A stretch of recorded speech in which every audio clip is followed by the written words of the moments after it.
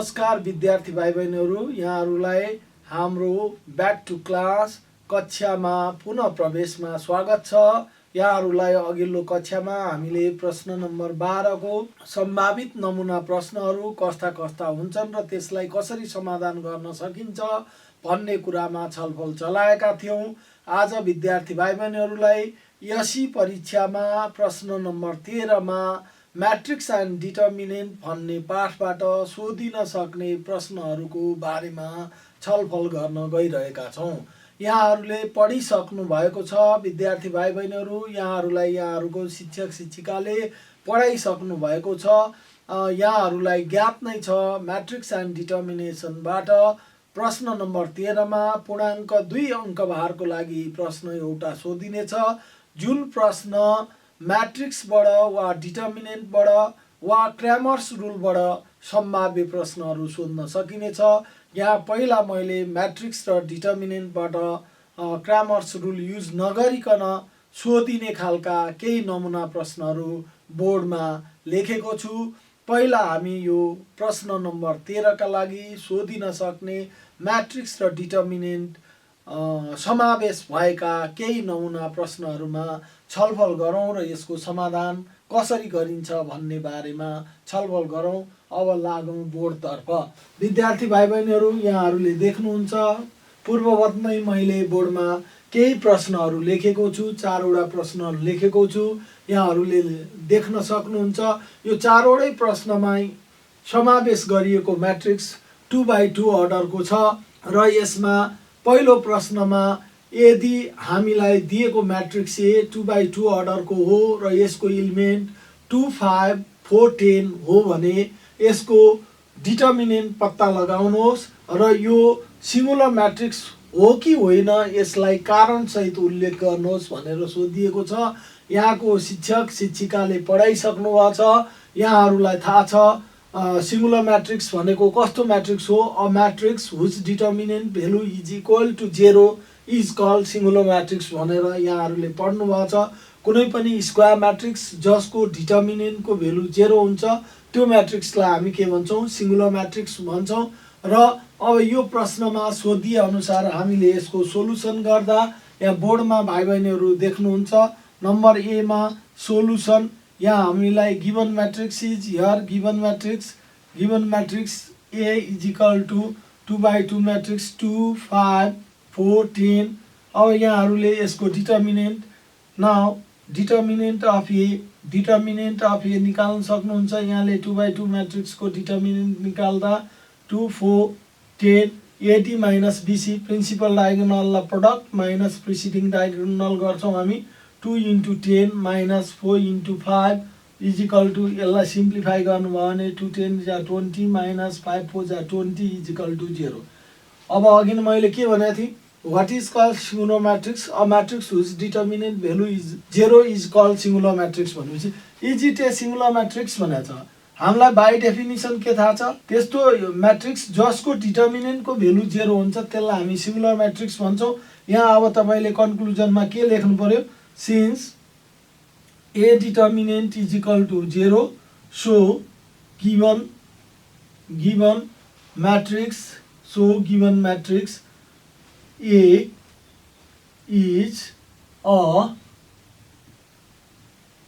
singular matrix। यति लेखेपछि यहाँले यो 2 पूर्णाङ्कको प्रश्न हल गर्नुहुनेछ। यहाँले देख्नुभयो अब यहाँले अभ्यासका लागि यो प्रश्न नम्बर 1 मा लेखिएका जस्ता थुप्रै अभ्यासका लागि प्रश्नहरू हुन्छन्।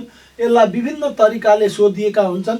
विद्यार्थी भाइ बहिनीहरूले यो आफ्नो अभ्यास पुस्तिकामा गएर, किताबमा गएर, प्र्याक्टिस बुकमा गएर यस्ता खालका धेरै समाधान गरिएका, समाधान गर्न सकिने खालका प्रश्नहरू खोजेर गर्नु पर्यो।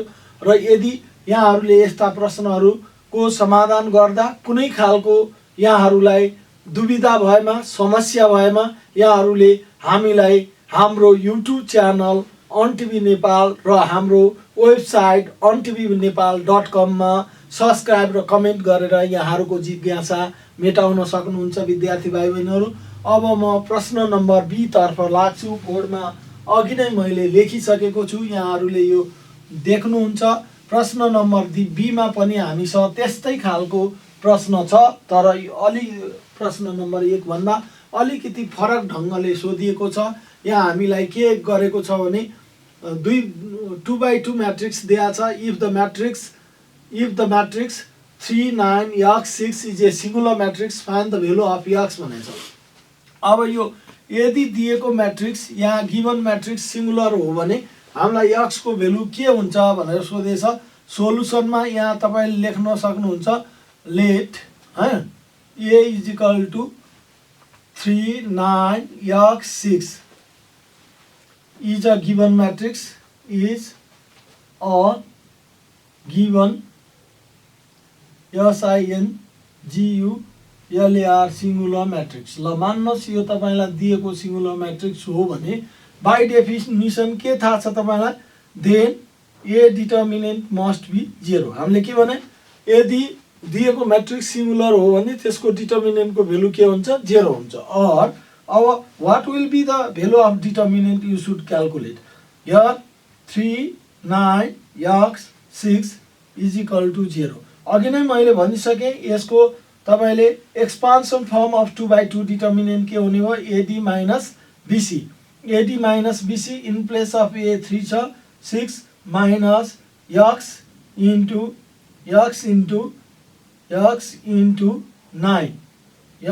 9 यहाँले देख्न सक्नुहुन्छ इज इक्वल टु 0।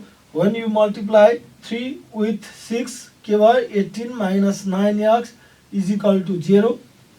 अब यहाँले यसलाई अलि सजिलोसँग यहाँ लेख्नुहोस्, साइड चेन्ज गरेर 18 is equal to 9x you can write is easily, then 9x is equal to 18 और x इज इक्वल टु 18/9। अब यसलाई क्यान्सल गर्नु हो भने 9 1 जा 9 9 2 जा 18, therefore the value of x is equal to 2। अब यहाँ के देखियो त भन्दा यदि गिवन म्याट्रिक्स सिंगुलर हो भने the value of x will be 2। अब यो x को भ्यालुलाई यहाँ राख्नु भयो भने यसको डिटर्मिनेन्टको भ्यालु 0 आउनु पर्छ। हेर्नुहोस् त आउँछ कि आउँदैन, AD भने 3 6 जा कति भयो, 18 भयो, माइनस फेरि यहाँ 2 आयो भने 2 9 जा कति भयो, 18 भयो, 18 माइनस 18 के भयो त 0 भयो। भनेपछि यो म्याट्रिक्सको डिटर्मिनेन्टको भ्यालु 0 हुँदा यो म्याट्रिक्स के हुने भयो, सिंगुलर हुने भयो। यस्ता प्रकृतिका प्रश्नहरू 2 मार्क्सको लागि यो च्याप्टरबाट तपाईहरुलाई सोध्न सकिन्छ र अभ्यासका लागि यहाँहरूले यस्ता प्रश्नहरू तयारी गर्दै जानुपर्ने हुन्छ। अब मैले अर्को यसै प्रकृतिको प्रश्न नम्बर 3 मा हामीले लेखेका छौं। त्यहाँ विद्यार्थी भाइ बहिनीहरूले सजिलै हेर्न सक्नुहुन्छ, बोर्डमा दिएको छ। हेर्नुहोस् त, हामीले प्रश्न नम्बर 3 मा पनि 2x2 स्क्वायर म्याट्रिक्सलाई ल्याएका छौं। If A matrix is equal to 2 - 1 3 1 find A determinant and write A inverse is define or not. अब यहाँ condition, what will be the condition of A inverse to define भने A inverse कति बेला define हुन्छ वा कुनै पनि म्याट्रिक्सको सबै म्याट्रिक्सको इन्भर्स हुन्छ त। अब विद्यार्थी भाइ बहिनीहरूलाई पढाउँदा यहाँहरूको शिक्षक शिक्षिकाले राम्रोसँग भन्नुभएको छ, प्रत्येक शिक्षकले भन्नुभएको छ, तर यहाँहरूले त्यस्ता कुरामा ध्यान दिएको कतिपय सन्दर्भमा हुँदैन। ध्यान दिएर हामीले सबै कुरो याद गर्नुपर्ने हुन्छ। कुनै पनि म्याट्रिक्सको all matrix may not have inverse, सबै म्याट्रिक्सको इन्भर्स नहुन सक्छ। Only those matrices whose determinant value is non zero. अब नन सिंगुलर म्याट्रिक्सको मात्र हुन्छ भन्छौँ हामीले। के भन्छौँ? A matrix which is non singular it has inverse भन्छौँ। भनाइको मतलब के भने a matrix which determinant value is not equal to zero only possess inverse भन्छौँ। अब यहाँ हामीलाई के दिएको छ? 2x2 म्याट्रिक्स दिएको छ, यसको डिटर्मिनेन्ट फाइन्ड आउट गर भनेको छ। अनि त्यसपछि के यो दिएको म्याट्रिक्समा इन्भर्स डिफाइन हुन्छ कि हुँदैन भन भनेको छ। जब हामीले यो ए डिटर्मिनेन्ट निकालिसक्छौँ, यदि ए डिटर्मिनेन्टको भेल्यु नन जेरो आयो भने यसको इन्भर्स हुन्छ भनेर लेख्छौँ हामी। यदि ए डिटर्मिनेन्टको भेल्यु जेरो आयो भने यसको इन्भर्स हुँदैन भनेर लेख्छौँ। भनेपछि यहाँहरूले थाहा पाइसक्नुभयो, त्यस्ता म्याट्रिक्सहरूको मात्र इन्भर्स हुन्छ जसको डिटर्मिनेन्टको भेल्यु जेरो हुँदैन। यहाँहरूले बुझिसक्नुभयो। अब हेरौँ त नम्बर 3 को सोलुसनको लागि। यहाँ विद्यार्थी भाइ बहिनीहरू तपाईहरु हेर्न सक्नुहुन्छ। हियर गिवन हामीसँग के छ? Here given is A matrix is equal to 2 - 1 3 1 then we should find then calculate A determinant भने हामीसँग के छ हेर्नु त 2 -1 3 1 now AD in minus BC गर्दा AD a into d a into 1 minus formula then ac into bd in place of b we have -1 into in place of ad into bc in place of b we have -1 in place of c we have के छ 3 अब हेर्नु त यहाँ 2 1 जा के भयो 2 1 जा 2 भयो माइनस माइनस प्लस भयो 3 1 जा 3 भयो इक्वल टु 5 अब यो के भयो त भनेर भन्दा 5 नन जेरो भयो कि भएन अब यहाँ तपाईले लेख्नुहुन्छ के लेख्नुहुन्छ since the value of A determinant is not equal to 0 यो 0 सँग के भएन बराबर भएन सो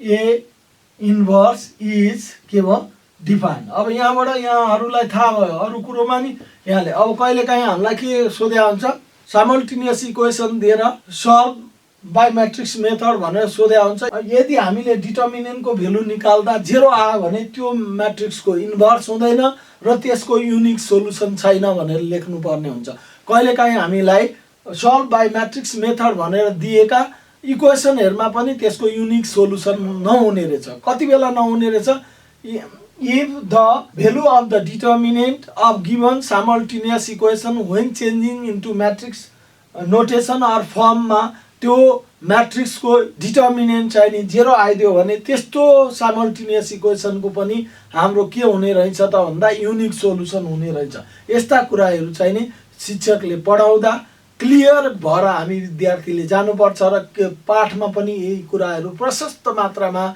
लेखिएका हुन्छन् एक्जाम्पल वर्कआउटमा डेफिनिसनमा यी कुराहरुलाई चाहिँ सरसर्ती कन्सेप्चुअल कुराहरुलाई विद्यार्थी भाइ बहिनीहरुले दिमागमा राखेर जानुपर्छ यसरी राखेर जानुभयो भने सजिलै यी सोधेका कुराहरु बुझ्नुहुन्छ र सजिलै यसको उत्तर पनि दिन सकिन्छ अब मैले यही प्रकृतिको अर्को खालको प्रश्न के पनि भनेर आउन सक्छ भन्ने कुरोलाई देखाउन नमुना प्रश्नको रूपमा यही प्रश्न नम्बर 13 अन्तर्गत 2 पूर्णाङ्कको म्याट्रिक्सबाट आउन सक्ने सम्भाव्य नमुना प्रश्नलाई लिएको छु त्यहाँ विद्यार्थी भाइ बहिनीहरुले हेर्न सक्नुहुन्छ यहाँ यसलाई हामीले सबै यो अहिले गरेका सबै प्रश्नहरु इन्भर्स म्याट्रिक्ससँग रिलेटेड खालकै प्रश्नहरु धेरै छन् र सबै छन् यहाँ हेर्न सक्नुहुन्छ यहाँलाई के दिएको छ भने if this two matrices are inverse to each other find the value of x and y भनेको छ अब विद्यार्थी भाइ बहिनीहरुले पहिला के थाहा पाउनु पर्यो भने यो दुईटा matrix two matrices will be inverse to each other if their product in any order reverse order होस् जुनसुकै अर्डरमा यो दुईटा म्याट्रिक्सलाई प्रोडक्ट गर्दा if the value of these two matrix product is equal to identity matrix of same order as the given or original matrix अब भनाइको मतलब के भने हामीसँग यहाँ दुईटा म्याट्रिक्स दिया छ दुईटा म्याट्रिक्स के दिया छ 2/2 को म्याट्रिक्स दिया छ पहिलो म्याट्रिक्समा 2x - 7 5 9 एलिमेन्ट छ भने दोस्रो म्याट्रिक्समा हामीसँग 9y - 5 4 एलिमेन्ट छ यो दुईटा म्याट्रिक्सलाई एक अर्काको इन्भर्स हो भनेको छ यदि यो दुईटा म्याट्रिक्स एक अर्काको इन्भर्स हो भने x र y को भ्यालु कति हुन्छ भनेर सोधेको छ यसमा तपाईले के लेख्न सक्नुहुन्छ भने लेट अब सपोज इफ भनेको छ त्यही भएर लेट गरे हामीले late 2x 7 5 9 and 9y - 5 4 are inverse to inverse to each other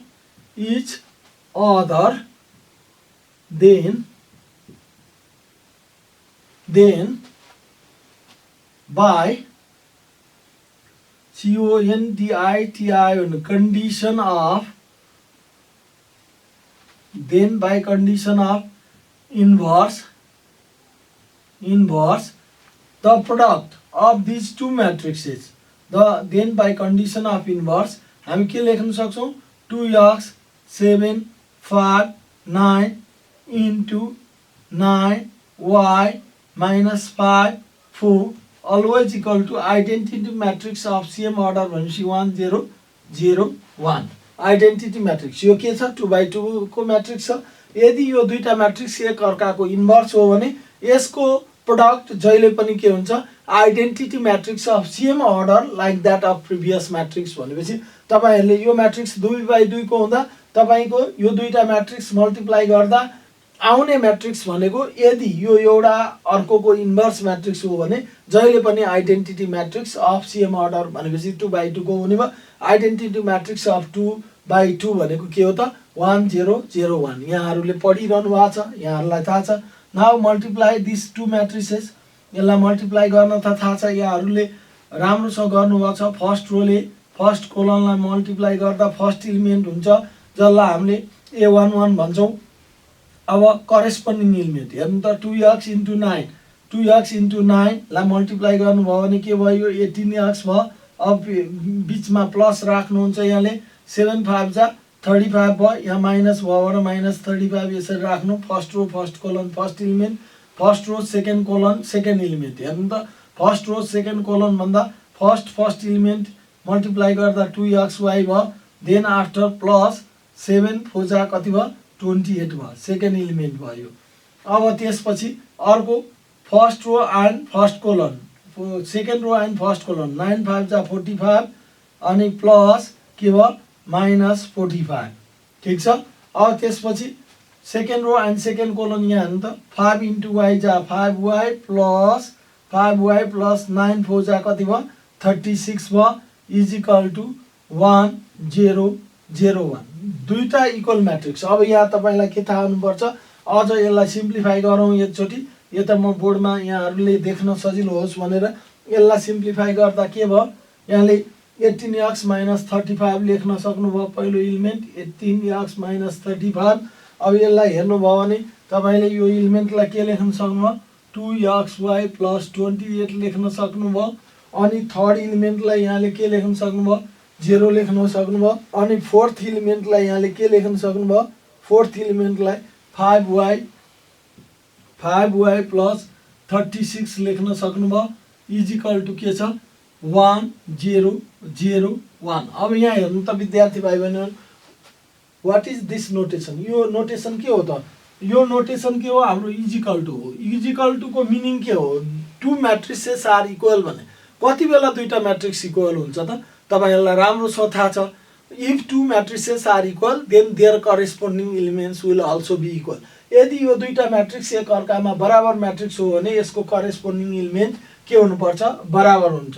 this implies तपाईले यो first element equal to first सँग इक्वेट गर्नुभयो भने के हुन्छ 18x - 35 इक्वल टु के हुने भयो 1 और 18x इक्वल टु 1 प्लस के भयो 35। इफ यु एड दिस यसलाई एड गर्नुभयो भने 18x इक्वल टु 36 भयो और x equal to 36 by 18 equal to 2।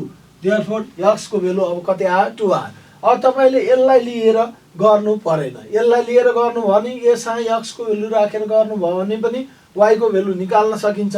तर हामीसँग यहाँ सेपरेट y भएको भएर तलबाटै गर्दा हामीलाई सजिलो हुन्छ। यो फेरि के सँग बराबर छ 1 छ एन्ड अब यहाँ लिन सक्नुहुन्छ यहाँले 5y + 36 इक्वल टु के छ त 1 छ और 5y इक्वल टु के भयो त 1 - 36 भयो और 5y इक्वल टु के भयो त -35 भयो और यहाँ y इक्वल टु यहाँले के गर्न सक्ने भयो -35 बाई कति भयो त 5 भयो। अब 5 7 जा 35 इक्वल टु -7 हो यसरी। Therefore the value of x equal to कति आयो तपाईको x इक्वल टु हामीले कति निकालेको 2 एन्ड y इक्वल टु कति भयो त -7। यसरी भाइ बहिनी हो हजुरहरुले यसरी राम्रोसँग हेर्नुभयो भने प्रश्न नम्बर 3 का लागि सोध्न सक्ने सम्भाव्य म्याट्रिक्स र यसको इन्भर्स म्याट्रिक्स सँग रिलेटेड सोध्न सकिने प्रश्नहरु डिटर्मिनेन्ट को भ्यालु दिएर वा नदिएर सोध्न सकिने प्रश्नहरु मैले यहाँ केही नमुनाको रूपमा प्रस्तुत गरे। अब यही 13 नम्बरमा यही 13 नम्बरको क्वेशनमा सोध्न सकिने क्रैमर्स रुल युज गरेर थप केही अलि फरक खालका नमुना प्रश्नहरुको बारेमा म अर्को कक्षामा यहाँहरुसँग फेरि छलफल गर्नेछु। आजको कक्षामा हामीले म्याट्रिक्स को लागि प्रश्न नम्बर 13 मा सोध्न सकिने केही नमुना प्रश्नहरूको छलफल गऱ्यौँ। यो प्रश्नहरूको छलफलबाट विद्यार्थी भाइ बहिनीहरूलाई कस्ता प्रश्नहरू सोधिन सक्नेछन् र ती प्रश्नहरूको उत्तर कसरी दिनुपर्ने रहेछ भन्ने सम्बन्धमा धेरै ज्ञान हुन्छ भन्ने कुरामा हामीले विश्वास लिएका छौँ। यस्तै अभ्यासहरू विद्यार्थी भाइ बहिनीहरूले आफ्नो पुस्तिकामा वा अभ्यास पुस्तिकामा प्र्याक्टिस बुकहरूमा खोजेर गर्नुहोला। यो खोजेर गर्दा यहाँहरूलाई कुनै केही समस्या आइपरेमा हामीलाई सम्झिनुहोला। यहाँहरूले हामीलाई सजिलै आफ्ना समस्याहरू हाम्रो YouTube channel on TV Nepal र हाम्रो वेबसाइट ontvnepal.com मा सब्सक्राइब र कमेन्ट गरेर प्राप्त गर्नुहुनेछ। यहाँका जिज्ञासा आउँदो कक्षामा हामी मेटाउने प्रयास गर्नेछौँ। आजको कक्षा यहाँहरूलाई कस्तो लाग्यो? फेरि यहाँहरूसँग अर्को कक्षामा ब्याक टु क्लास कक्षामा पुनः प्रवेशमा भेट्ने नै छौँ।